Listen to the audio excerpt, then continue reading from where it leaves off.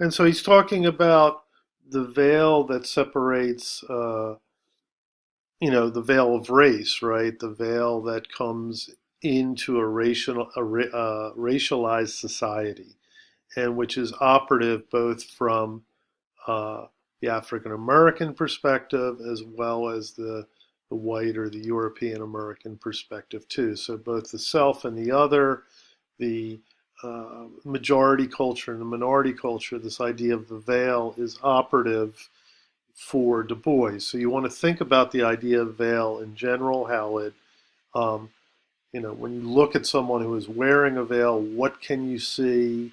What issues of identity are distorted or hidden or erased?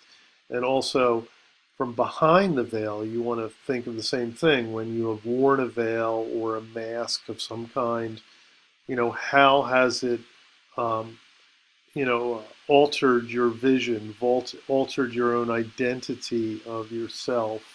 Okay. Um, so those are things in general you want to think about. I think we all have some notion of a veil and how it operates, um, both behind the veil and in front of the veil. So he is going to use that idea that we all have, and then he's going to apply it to the racialized society that he's looking at. Okay, and so I've highlighted a few, aspects there with that, and then we turn to the first um, chapter, and here is where he will talk about double consciousness. Okay, and he will make his famous, argument here. Let me find it for you.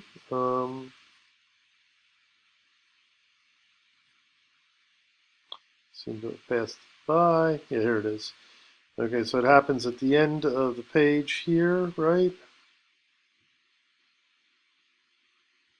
Ugh, excuse me. Here it is. Okay, sorry about that. So here in the marked spot, this is the famous passage. So this is his definition of it. It's not a large definition, but it's the one that he gives, and he will be applying it and extending it throughout the text. So it has a lot to do with the veil, right?